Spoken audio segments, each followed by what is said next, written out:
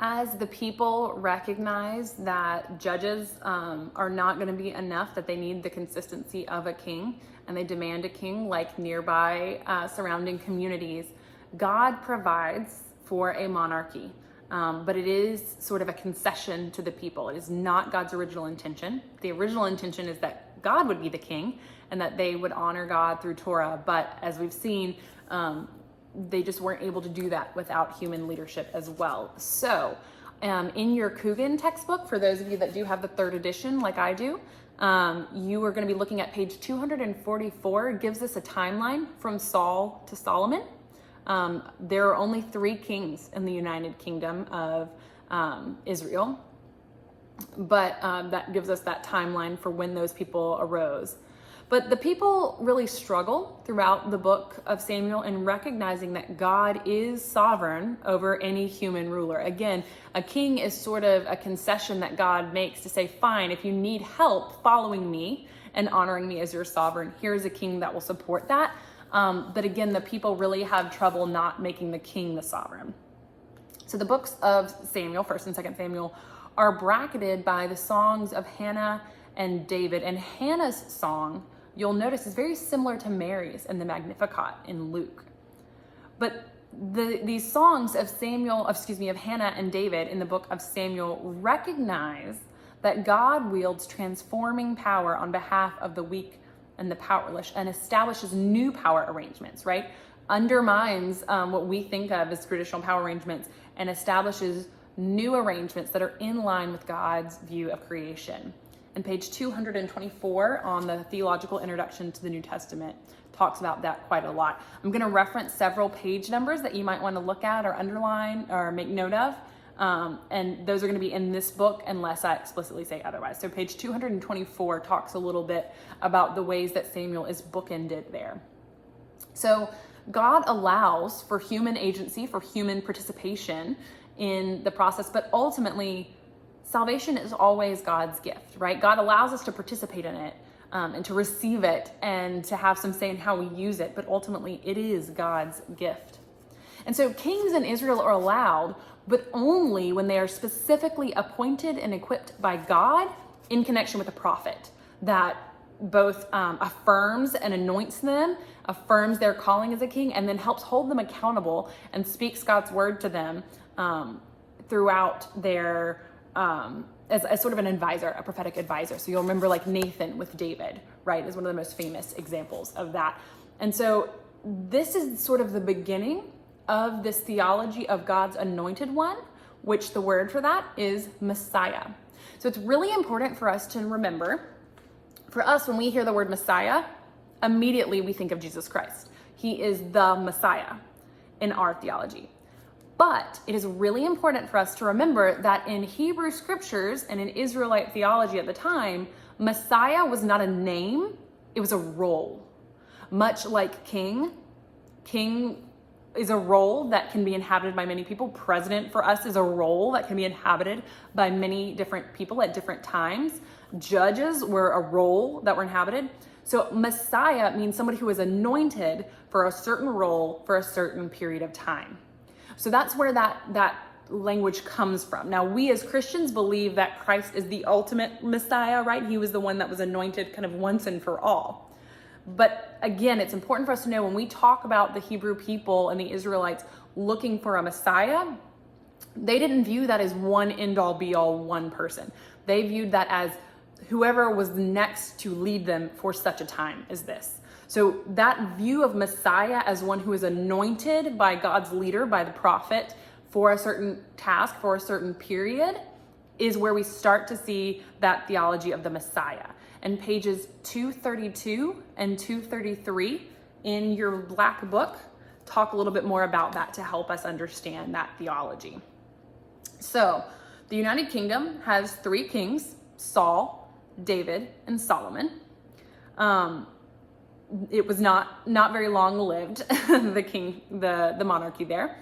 So Saul is the first king, but really he's more kind of a chieftain. He rules over a small group, his own tribe of Benjamin and some of the surrounding neighbors. He's not really the king of grand, big Israel in the ways that we normally think of it. He's kind of a small time sort of guy. So David takes over from him, and he's really the first true king. He rules over the broader united kingdom of Israel. And on page 237 in your black book, it talks about the ways that he is really strongly identified with the marginalized and the dispossessed people, right? The little shepherd boy, the youngest son, not special, not going to amount to much. So he's really strongly aligned with those that are forgotten, those that are considered less than. He's sort of an everyman, and it is really central to the heart of the people. There's a lot of affection for him as the king of Israel. And there's a repeated recognition, both by David and by the narrator of these tales of Israel's history, of God's sovereignty and of God's role in calling him to that position, and that God is ultimately in control.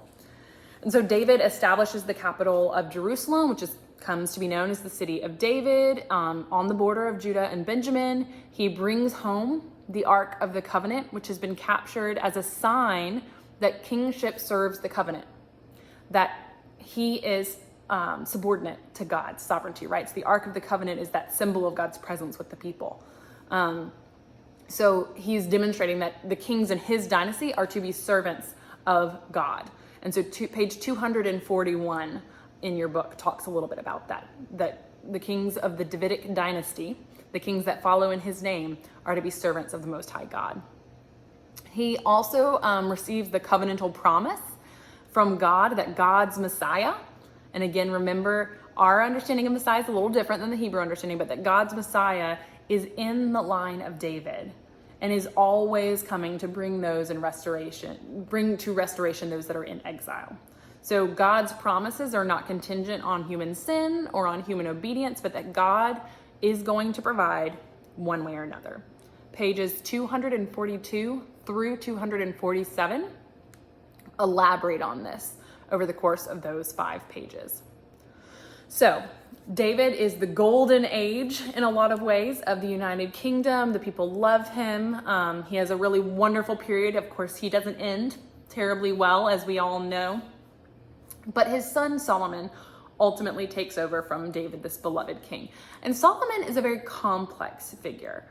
We have a lot of positive associations with him. His wisdom and his leadership, but he's seen in scripture in sort of an unflinching light as a very complex character. He's both seen ruthlessly slaughtering people, his enemies, but also praying devoutly. He's largely considered to reign in a golden age of Israel, but he did also pave the way for dismantling a lot of their covenant practices.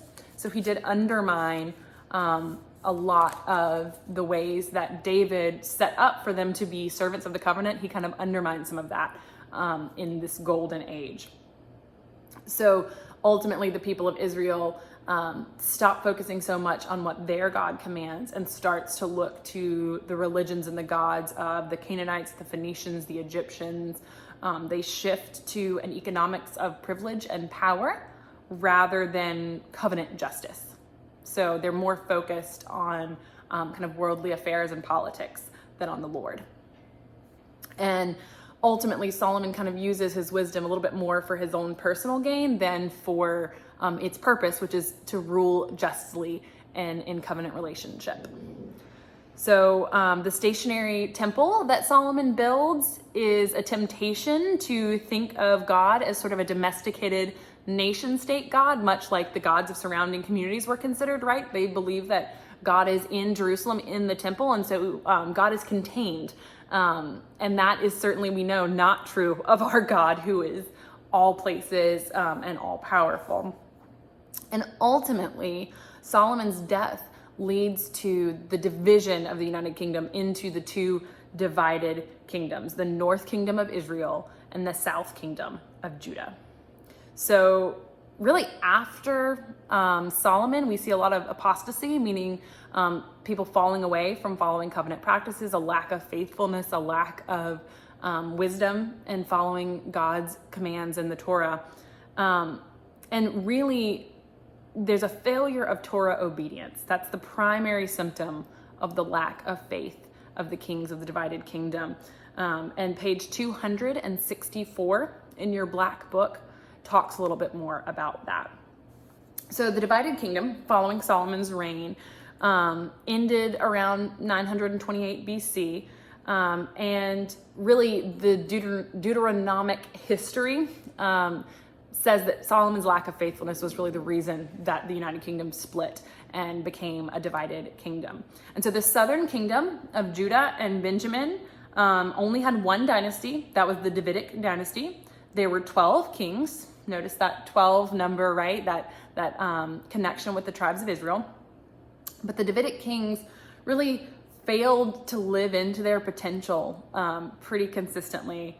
But the messianic future, the messianic promise for a future in line with God is what Christians interpret as Christ stepping into that messianic role, right? Ultimately, the southern kingdom lasted until Babylon conquered it in 586 BC. And the northern kingdom lasted a little bit longer until the northern kingdom did not last as long. It was conquered by the Assyrians in 722 BC. So the 8th and 7th century BC considered the ascent and descent of the Neo-Assyrian Empire to be really God's punishment for Israel's infidelity. The fact that Assyria rose to power and was able to conquer them, they viewed that as God's judgment on them for their lack of faithfulness. And so all the kings of the northern kingdom are evaluated by their religious behavior, by their faithfulness to God and the covenant, rather than by their politics or their economy or anything else. And really Hezekiah and Josiah are the two that are seen most positively, and they're viewed as reformers on behalf of the true worship of Israel's God. And so they heavily reform things in a way that brings things more in line with Torah and with the Deuteronomic commands. So you can see monarchy was something that was not necessarily God's original intention for the people. It was something that was a concession that God allowed when they insisted on it.